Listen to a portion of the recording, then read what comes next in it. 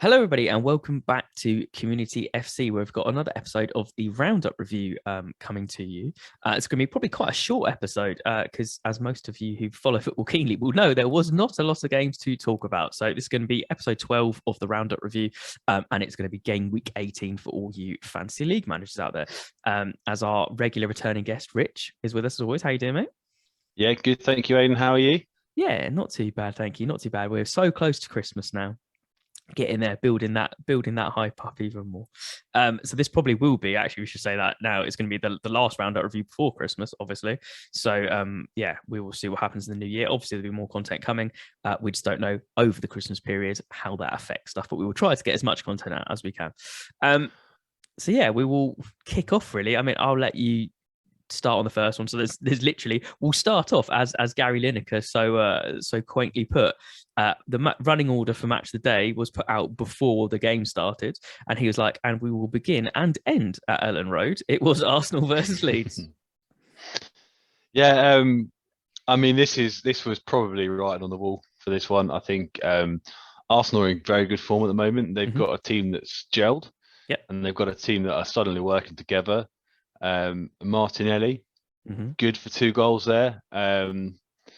Saka probably could have had 3 or 4 goals. Yeah. Really, he's very. I think it's quite wasteful, and always good to see Smith Rowe on the score sheet as well, especially considering I've put him in my fantasy football team, and he's in my ultimate fans team as well. So I'm very happy with those points there from him. But yeah, it was quite. It wasn't that one-sided. I think the scoreline maybe flatters a little bit. Leeds did have some spark. Obviously won the penalty, and it was a silly challenge. Yeah. I don't think you can deny the fact that it was a penalty. Stonewall pen. Yeah, but yeah, Leeds just not showing the quality. I know they're ravaged with injuries. I get that, but I genuinely, and we spoke about it previously on earlier episodes of the podcast. Leeds just, people have figured them out. Yeah, they understand how Leeds play now, and I think that second season syndrome is a real problem. And I think Leeds are going to be drawn into a relegation battle this year. Yeah, I completely agree. I've put kind of the last bits in my row as well, on my notes as well. Exactly the same. I was like, yes, it's always fair to point out they've had a lot of injuries, like they had people playing for the first time, etc., etc. But so's other clubs at the moment. But their trouble is deeper than having injuries. Like they are so far off the pace, it's crazy. Like as we said, like. You can't, like we've talked about it before, but Bamford's like a huge miss for them, obviously, and Rafinha is literally carrying them on his back and scored. A great pen again. I can't deny that. But he's doing so much for them, but there's no output from anyone else. And second season syndrome normally doesn't even hit some clubs this hard. But going from how high Leeds were to how low they were, we've discussed before. And as you said, then I generally do agree with you. I think that the unthinkable for lots of fans, I think they could be drawn into that relegation battle. And if they're not careful, who knows what can happen? Like, I really do think they need to improve things fast, or they're going to be, looking dire. Like if I was if I was a betting guy on it, and you were saying Sean Dyche, it came to that last game of the season, last game week of the season, sorry, and you had Sean Dyche's Burnley, let's say they were still there, and Leeds for the bottom two, and whoever did it, I'd probably put my money on Dyche because he always manages to get something out of the boys when he needs to. And I don't know whether Bielsa's ever so slightly lost the dressing room a little bit. Like, I don't know what it is like, but they have a lot of. I think it's not just one problem. I think it's numerous problems they have. So what I'd also say is they need to be really careful, because if they get relegated, that team is getting torn apart. I mean, they're already saying that Rafinha's gone, no matter what. He's Barca, Liverpool, loads of people looking at him. Stuart Dallas will go. Yeah. You've even got obviously Bamford. Yeah, I think he's back from injury. I don't think he'll stay. Yeah, I don't think he'll stay at all. You've got the likes of Click as well. Dan James, is he gonna? I don't think he'll stay with them. I think he'll go to another like middle Premier League club. Like, so yeah, they do have to be really careful. And Melia in goal as well. I mean, he did some good saves, and arguably kept Leeds within touching distance of Arsenal for a lot of the games. So absolutely, I would be. There was as a Saints fan who is needing a keeper in the summer. If Leeds go down, I wouldn't say no to Melia. Interesting you say that. I don't know why we were linked to them again because of how many keepers we have. And I know Hendo might be leaving, but apparently United sent scouts to watch him play, yes, he got battered 7-0 that game, but like there's people watching him. So like that's a a real indication of his talent. But anyway, but yeah, back to the game for me. So I think one of the things I want to say quickly about Arsenal as well is that they've kept the same team 4 games in a row, and that's the sign to me that Arteta has finally gone, that's my team. And Yeah. yes, there might be some changes, here and there, like Smith Rowe, is a bit of a super sub at the moment, but he will be, featuring in and around that team, whether it's starting or not. But he seems to have really gone, okay, that's my team. And the same with, the Aubameyang thing, stripped of the captaincy and gone. But Lacazette has looked much better in previous weeks. I still think he's not quite there. He's had a few chances that he's missed and penalty saved and further bits, but he's providing that captaincy role far better than Aubameyang has been recently. But also, young Martinelli is kind of, are you going to step up into Aubameyang's shoes? And that's what, people have been saying it. There's that he was, the player that Arsenal have had, that young player that they've been banging on about for a long time that hasn't maybe flourished as much. And now he's really coming to his own. He just needs to keep the form, like keep his place and keep the form. And, some of the finishes have been great and he looks to be a hell of a player. So for them, you're hoping that he can carry on. Saka, like he got a goal, but made up for that shocking miss right at the beginning when it was like, how have you missed that? But the goal he did score was a really nice drag back and looked really calm and composed and just better than everyone around him that was trying to tackle him in the Leeds defence. I did put here as well, Xhaka being Xhaka. So I was kind of surprised to see Granit Xhaka back in an Arsenal shirt after everything that's happened. I think most Arsenal fans are, really, most of the Arsenal fans are kind of not interested in Xhaka anymore. And why would you be after the captaincy thing that he had and issues he had with the fans and stuff? So an interesting one there. But my kind of point and the whole episode, I really want to touch on this because I think it's been the biggest thing. We say it all the time and we're going to sound boring, but consistency was the worst this weekend and for a long time of weekends. Because for me, we'll get onto it in other games even worse, but the Xhaka challenge, right? So he did like the descent kind of thing before when he stood in front of the ball and blocked, just like Jimenez did last week, right? So could have been carded for that, wasn't. And then literally like a minute later did that really bad challenge. So that should have been, in my eyes, a red, like 2 yellows. Yes, they are given sometimes with dissent, sometimes not. But if fairness and consistency. So I was like, wow, that. Then we had obviously the Guildhart challenge. I think he should have been booked for the challenge on Tomiyasu. Like that was also not a nice piece of play. And there were some bad challenges this weekend in general. And then we've kind of touched on Rafinha, but the last point I'll kind of say is that he's doing amazing for them, but he's also that player for fantasy managers and everyone. If you see Leeds score, you a bit like Salah, you think it's him, right? And the same with Salah, you think it's him that's having an assist, and that shows you just how important he is. And then Smith Rowe was just a stat. We've touched on him, but 7 goals in 11 games, like incredible purple patch from him. So I think he's been doing really well. I actually took him out my fantasy league team this week or last week, so I've lost some points there, but I've got him in for Bernardo Silva, so I'm gaining points. It's kind of because he's been on the bench a few times. But anyway, that's really it. But Arsenal looking good. Leeds really need to turn stuff around quickly. So the next game, that was all of Saturday. Now we'll move on to the Sunday's games. So the first one here was the 4-0 win for City at Newcastle. Newcastle, again, it's pretty much same old, isn't it? They're just high score lines at the moment. And the biggest things here, right, is they actually had some, before we get onto the actual plays and goals and stuff, they actually had some heart for most of it. Like I actually think Joe Linton had a reasonably good game compared to how he's performed recently, but they actually showed something up front, and they, little cheeky things where they're knocking players over and nearly got in, and they were showing something. The problem is their defense is so subpar. It's just killing them. Like they just, even Dubravka in goal sometimes makes some amazing saves, and did in this game, but he also then makes some crazy decisions, and you're just like, between them, I don't know what's going on. So we'll jump onto it there. Like, so the first goal, like it's actually criminal defending from both of them, from the keeper. I think it's Clark and Dubravka. Like, what are you doing when that ball comes over?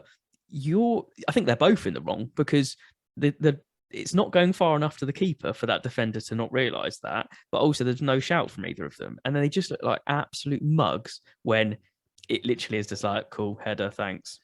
Like, what is going on there? Like, if you saw that in like Sunday League, right?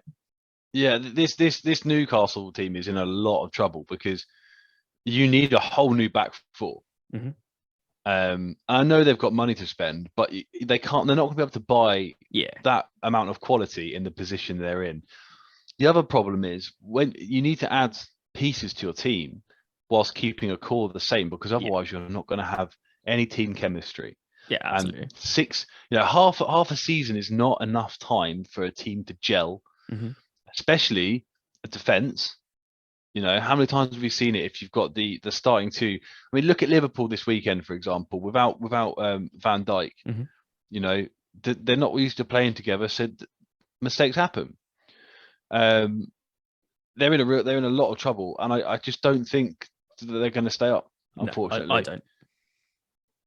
Like unless they it's change something drastically. Yeah. yeah. I mean, Willock looked like a kid playing Mhm. against men. And for Cancelo's goal, I mean, firstly, what a fantastic solo effort that was. What season he's having? Um, what a season he's having, Yeah. exactly. And if you're like me and you didn't have him in your fantasy football team before, you certainly have him now. Yeah. I've chopped some wood to get him in my team. Yeah, he's been doing But points. yeah, if you've had him in for a while, you're cleaning I up the have. It's points been there. great. But yeah, Willock, I mean, it just chopped him inside and just left him for dead. And Yeah. you mentioned they had heart. I think as a team they did, but I didn't see any heart from Willock. You Mhm. know, he looked fairly despondent. Didn't want to chase back. Once he was beaten, that was it. That was him out of the game there. And I mean, I think the last kind of point I want to make on this, Mhm. and particularly on the City side, because Mhm. realistically, this is business as usual, and we say it every week in, week out, Yeah. that Man City have flown under the radar this season. Now they're getting the Last two goals. games. Yeah, exactly. Now they're getting Hmm. the score lines that you've been expecting from the likes of Liverpool. Yeah. You're seeing that now. And Man City, they're in the former champions because they're picking up points while their title rivals are all dropping points. Absolutely. And that's like I think that we with where I missed some of the roundup reviews through illness and other things, we kind of missed that. So I think it's a really good point to kind of bring up now. So as you said, like champions form, like this is City of 2 seasons ago. This is City going, we're going to score as many goals as we possibly can. I know KDB's not fully back because he's not playing every game at the moment, but he looks every bit as sharp as he did. Oh yeah, he looks shit hot. Seasons gone, and it's like that is terrifying for any team you're coming against because a simple ball. Not even that. Like I generally did a double take, and it is because they look alike as well. But Zinchenko's assist for Mahrez as well. I was like, oh, it's KDB. No, Yeah. Zinchenko. They're all just excelling at the best. Like you could pick anyone like Mahrez, been amazing super sub at the moment, or games which maybe are easier to win. And he's still just performing. He got his 50th goal for City. He's just like they're all just firing all cylinders. And I think maybe the start of the season with the whole Harry Kane thing, they were maybe even pre-training differently to play with a striker that they were bringing in, and now they're not. And now they've got over whatever it was. They still were doing well, but just grinding out the victories like a top team does. But now they're just Yeah. excelling and just banging goals for fun. The only thing. And you're like Jesus, easy tap in. Like they just look so much sharper and quicker than everyone else. The only thing I did want to say from a negative side for City actually was about Edison, because he did do some good saves. Don't get me wrong, but there seemed to be this little like 5 minute spell, and then he did it a few times later on where he kind of went out for a challenge. Almost looked like he got caught in the chest like ribs area, but the way he played, I almost thought he had a concussion for 5 minutes because he had an absolute calamity of what he was doing and what he was coming out for. Like I don't know how like some of the things didn't get checked. Like when he came out after that and did the challenge in the box, how's that not a pen? And more importantly, how's that not even checked? That was the worst thing. Like, so they were like, it's a Stonewall penalty, but they literally didn't even check it. And it's like, but he's nowhere near the ball. Yes, the attacker might not have got onto it, but it wasn't even looked at. And I was like, it's just crazy. And then a few other times he just did some, like he came to like punch it and he just was like, in no man's land. So, and we know he does have that in him to sometimes lose his head a little bit and whatever. But again, I think it's a one-off thing, and Pep will be like, have a look at yourself, and they'll be fine again. But Yeah, just rampant as always. But yeah, I think not much else to say there. Just City in incredible form, and I even think, I know Liverpool fans and I know those people who've just been like, if they play like this, it's over. They've won it again, and they, with other results we're going to get onto in a minute, they are slowly from being a couple of points behind to be a couple of points ahead, and that's just the way they do it. So we'll move on to what I definitely think is the most controversial and the definitely, as we always seem to have, a spicy game of the weekend. So we'll let you kick off on this one, which we'll see Spurs versus Liverpool, which was 2-2. Yeah. Firstly, the impossible has happened, and Harry Kane is on the score sheet. I know. Phenomenal stuff, but he should have been sent off. Yep. He should have had a red card. Agreed. That is the exact same tackle that James Ward-Prowse did against Chelsea and got upgraded from a yellow to a red card. Mm-hmm. Now, I don't know what it is now, because obviously what you see here is some of the bigger clubs are now getting VAR decisions against them. So I think it's coming into the spotlight more. Mm-hmm. There is a serious problem with consistency, and you touched on it earlier on. Yeah. You touched on it again in the last game with the penalty decision. What is happening with the VAR decision? I don't know if it's people at Stockley Park watching it who's been, on VAR that day or something. It just seems to be that, like, there's ridiculous decisions, and classically in the kind of the storytelling way that always seems to happen, it seems to be like all right one weekend and then horrendous the next weekend, where it's like a couple of games. But this game had so many decisions where it was just inconsistent again.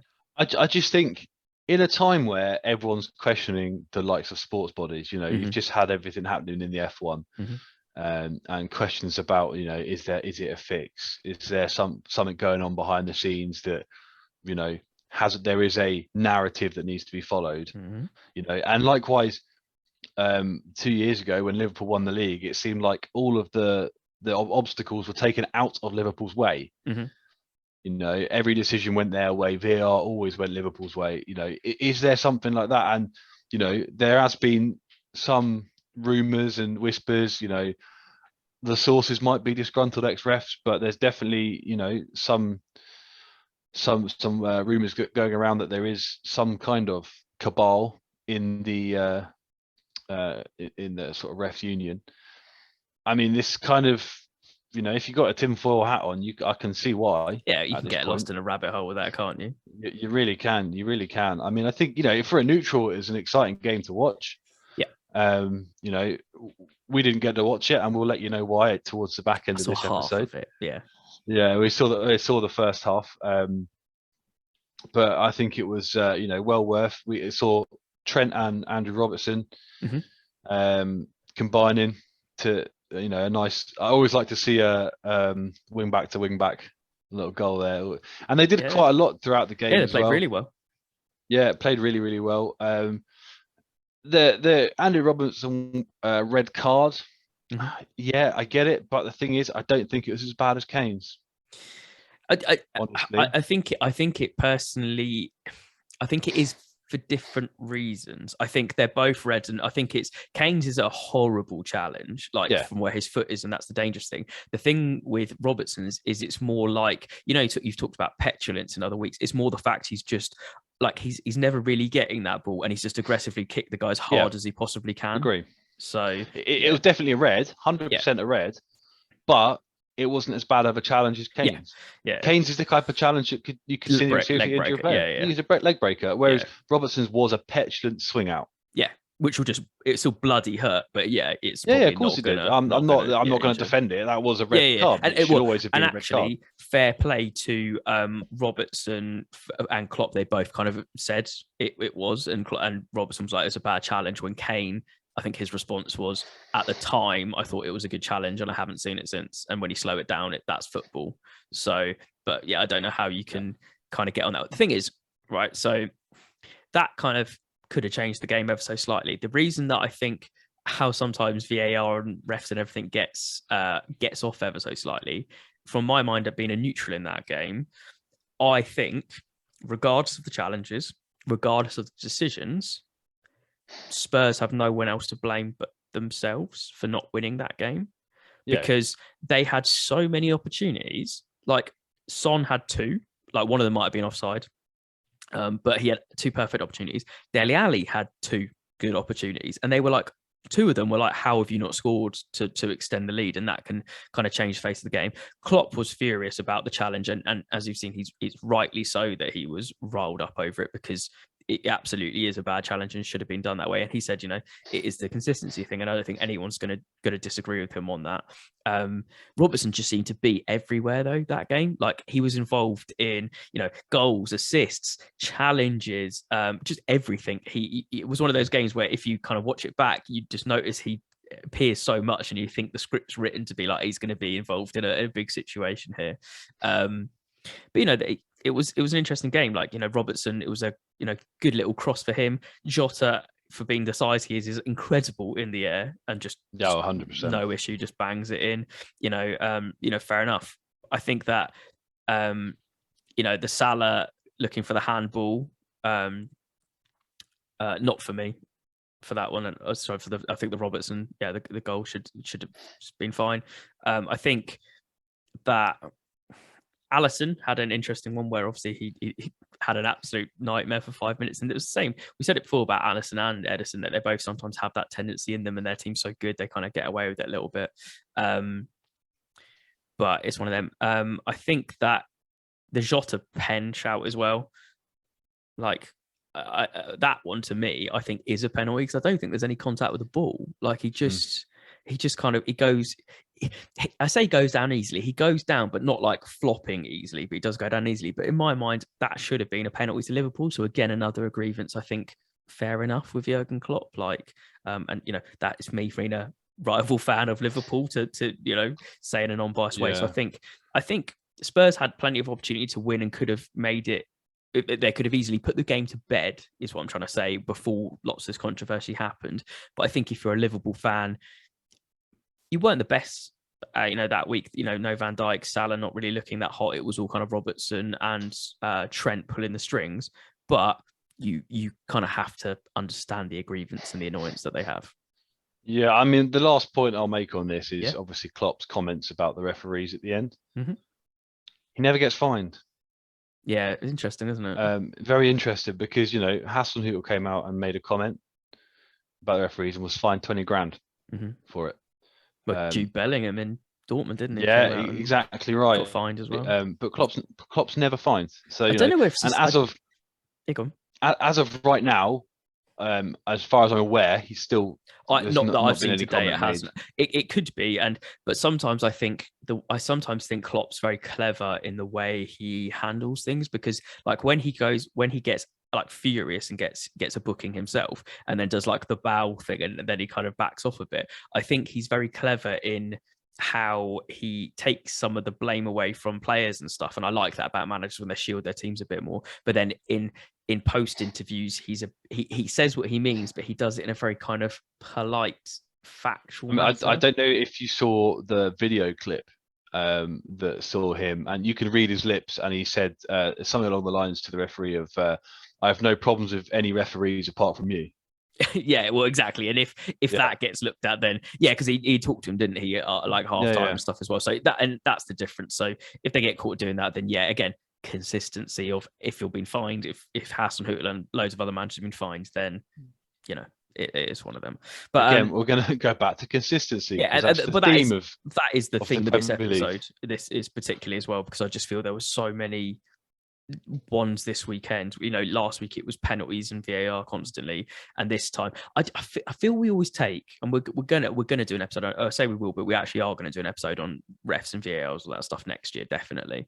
But the last thing I want to say is we always seem to take like one step forward and two steps back. So I feel in recent weeks the offside rule, there's been the odd one that's been a bit different, but I think since they made the lines a little bit bigger, it's been more consistent, it's been quicker, and it's been fairer. So I think they've kind of done that. And now we have the challenges seems to be what we've gone back on, and that's what we've lost. So we need to then look at that again. So I think everybody in sports would just be happy if it was consistent. I know that's what sometimes the controversy makes everything better, because then that's things to chat about more, but with groups and everything. But it's, if you're that fan, your group of fans, you're going to be peeved. Anyway, right, we'll move on to the last game. of the weekend, which was an interesting one actually for a few reasons. I'll let you kick off on this one. So this was Chelsea Wolves, and it was 0-0 draw. I mean, let's just give Wolves props to start with, Mhm. because you know, the manager's come in and has turned it all around for Yep. him. You know, since Bruno Lage came in, you know, their defense has gotten so much tighter. I mean, Yeah. they were, you know, I think it was like they were unlucky to lose against City the other week. Mhm. Yeah. I think they've kept their shape really well. They've been defending with heart, with passion, and I think we saw that as for a lot of the match on yesterday. Yep. In particular, I think they were missing the like of Huang Hee-chan, Yeah. which obviously injured at the moment. But I think we also saw not for the first time in the last few weeks, a really off the boil Chelsea. Mm-hmm. Pulisic missed an absolute sitter. Mm-hmm. That should have been buried. I don't like Alonso in that team. I don't think he does the same job that Chilwell does. And again, I think there's that Chelsea have choked it now.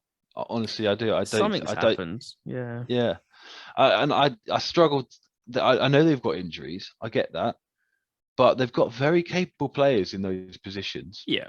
And arguably, you look at that team and you think, well, actually, there isn't really a reason why you shouldn't. Now, I know that obviously pre-match there was a lot of drama with Chelsea asking for the game to be postponed due to COVID outbreak. But Mm-hmm. you look at that team and you think, well, really, who was it affected?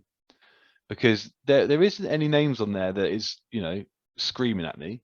I mean, my point would be they had so many injuries at the start, like just after the start of the season anyway, and they were emphatically winning still. So what's changed since that Juve/United week? It's all gone, it's all gone downhill for Chelsea. And I just think, but yeah, I do feel a bit aggrieved for the team about the thing, because I think they should have had their game called off if that was fair enough. But yeah, in terms of personnel they had on the pitch, they had enough to get the job done and just didn't. You know, we were speaking to a Chelsea fan yesterday anyway, and they were saying it felt like a game of two teams trying to get the draw, not going for the win. And apart from the Podence effort, which was obviously ruled out after some celebrations, which is sad for them. But there wasn't really any attacking spark, was there? There was just a couple of great saves from Sarr in goal for them, and then there was a really it's not even really worth bringing up, but there was a potential kind of Connor Cody on Kante challenge, and it was, he did catch him on his foot, but neither of them were like looking for anything. And actually, to be fair to Connor Cody, he instantly was waving him over because he thought he was injured. And then actually, by the time the ref had even bothered looking, it was, Kante had got up and they both were kind of just like helping each other up, and they kind of just got on with the game as it was. So, there wasn't too much. As I said, the one chance really with Pulisic should be getting the goal, and that's it. And it's Chelsea just falling at the moment. Like, they've had some injuries and stuff, but they really, really need to get a win. And I don't know what's knocking their sails a bit. West Ham, they seem to kind of choke a little bit after you thought they were going to come back into it and get it, and they're just being a bit inconsistent. And the problem is the more they do that, the closer they'll become to dropping into the fourth, maybe even fifth spots, when you got teams like, I know West Ham have been, dipping a bit as well, but when teams like Spurs picking up massive points against Liverpool and have been looking better and better and better each week under Conte, who knows what's going to happen? So I mean, they've got two very winnable games, and they need to get 6 points there. I think with Villa and Brighton coming up. Then they've got Arsenal, not Arsenal, sorry, Liverpool. They've got Liverpool on the 2nd of January. Wow, yeah. So they need to get, and then after then, I think they've got FA Cup. Then after that, it's City, then Tottenham, and probably Champions League again at some point. Yeah, and then they've got the Club World Cup final, and then Champions League isn't back till February, I believe. Yeah, but fixtures they either need to way, get points in. you need to. They need to get that confidence buoyed for the next two games before they run into. Yeah, they've got Chesterfield in the cup. but they're going to be playing kids, really. Let's be honest. Yeah, definitely. And returning players from injuries, so they need to get wins at Villa and Brighton before they face Liverpool and City and Tottenham. Yeah, because those games are, the City Liverpool, they're the title rivals.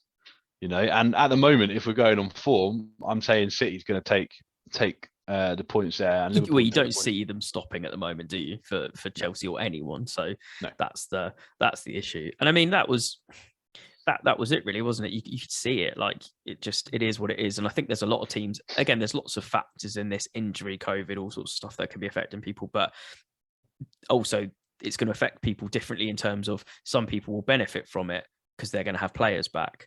I think Manchester United, their games have kind of been delayed, which has been annoying. So I haven't been able to watch any of my football, but we're going to have people like Raphael Varane who are going to be fully fit again soon. That's going to make a huge impact to some of the big games we've got coming up. So they need to look at it both ways. And as you said, they just need to get points on the board.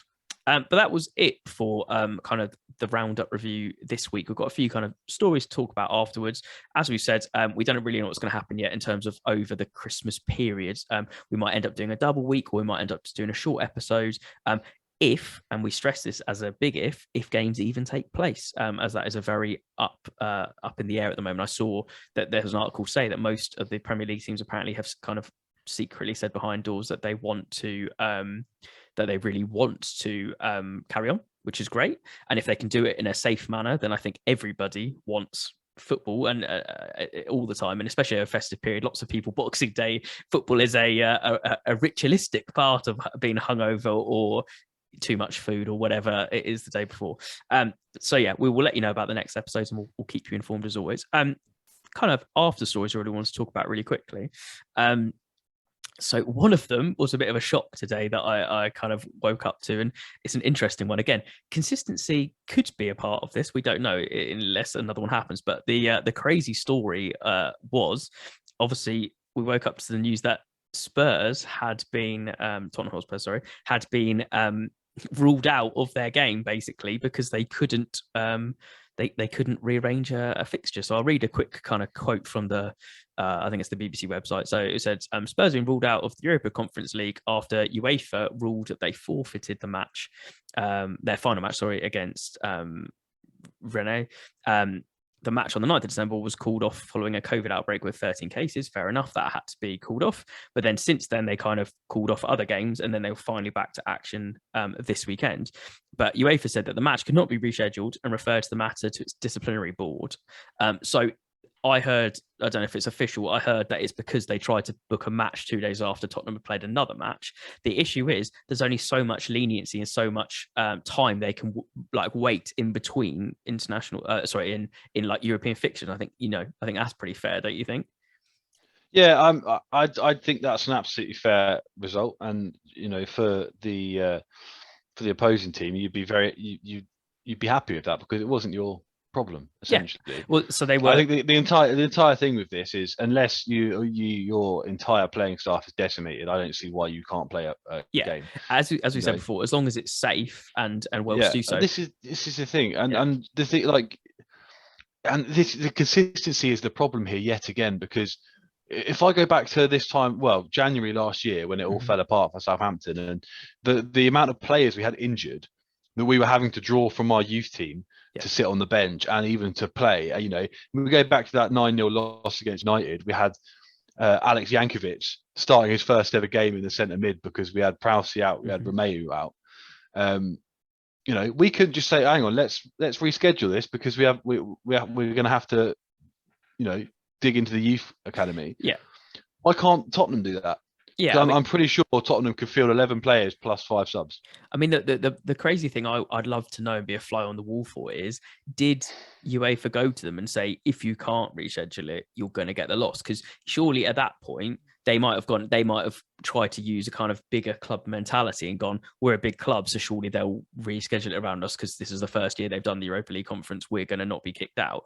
And they literally turned around and went, there you go, and they gave them a 3-0 loss because that's what apparently the rules say or something. So they followed that and they've done it. But if that's the case, then Tottenham are stupid, and some of their higher ups and stuff should make that decision. Because yes, you might have been playing 2 days later, but then if whatever the case is, then play a team of even more youth people if you just need to get through, if you've got the points already, or whatever it is. I don't know if they needed to win or not. But yeah, if you've been warned and that's your decision, fair enough. If it wasn't so, there's going to be ongoing investigations, I'm sure. But it's one of them. You can't delay stuff forever, and not when the competition, it impacts on who they can draw against, who they can pull the next teams and move that competition along for one team. So I think most people are in agreement that if they knew that was going to happen, then you got to play. Yeah, I mean, rightly or wrongly, whatever your opinion is of the matter, and this extends across the Premier League as well. It's just my personal feelings on the matter. If you can field a team safely, then you should have to field a team safely. I don't agree with the matches being postponed and called off. Yeah. I especially think that realistically we need to be looking at, what teams currently have a lot of high injuries. What teams have got players that are out for the next week or two that could do with them being back. Yeah. Now, obviously, I talk about this, as a Saints fan, it probably is in our favour that Brentford asked for the match to be postponed, because obviously we've got a lot of injuries out. We've got Shea Adams out. We've got Adam Armstrong. Broge has just come back and was arguably rushed back to fitness for Palace. So realistically, probably works out in our favour. But how many teams is that not the case? And I was talking to my dad about this actually, and my dad made a point of saying, well, these games at Newcastle, if Newcastle gets games postponed, and all of a sudden they buy players, and they're now playing games they wouldn't have played with players that shouldn't have been in those games. How do you manage that? Because isn't that an unfair advantage? Because some teams are going to get advantage from these situations. Absolutely. And for me, it's the consistency thing then, and again hitting that key word. But like, Spurs seem to have loads of games because it was that one game in Europe and then 2 games following it, when other clubs like Chelsea haven't had any, and they just asked for 1 to be done for safety, and then they didn't. So it's again the consistency of that. Anyway, that we'll move on. So the last kind of after story, if you will, that I want to talk about is actually the reason why we couldn't watch the other half of the Spurs-Liverpool game. So we've actually got a very exciting video coming for you this Wednesday. So at Community FC, we decided we wanted to get a little bit festive, and we decided to do a Christmas quiz episode. So it is Rich, obviously, on there, and 2 other guests that have featured on the channel already this year. But we kind of just pulled together a bit of a fun, festive quiz. So we thought that was a really nice way to kind of wrap up and be the kind of the last video before Christmas. And probably not the end of the year, but we don't know, depending on what's going to happen with fixtures and stuff. So that's going to be coming out Wednesday lunchtime, I believe. We'll be posting links about it on socials all over the place and stuff. It's a really good laugh. There's some good fun banter between some of the contestants, and just some interesting trivia and stuff, really. So whether you just want to slap it on and have a listen anyway, you might pick up some fun facts. Have a play along. Yeah, well, exactly. But we've purposely kind of left it so we go through the rounds, and then we do the answers after, so you can absolutely play along at home. Or if you're really hungover on Boxing Day and want to do something with football-minded families or football-minded friends, there you go. There's an easy one to do. There's a pre-made quiz already made for you that you can literally play along with. So yeah, we just wanted to shout that out because we had a lot of fun making it, and we're excited to get that out for you. But that is really it. So it's going to be a fairly short one.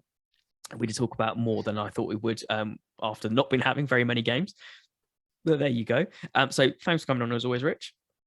Thank you very much for having me as always. No, we appreciate you coming on. And that has been it for the Roundup review for this episode. So if you have been liking this content, don't forget to hit that thumbs up down below. Let us know if you've been enjoying that content. The main thing is loads of you aren't subscribed. So don't forget, you can subscribe to the channel. 1 click, it's free. And then you can literally watch this content as much as you want and all the content coming up. And if you hit the notification bell, you literally get a notification going, it's out. We tend to be a fairly consistent schedule, but if not, that's a really easy way to do it.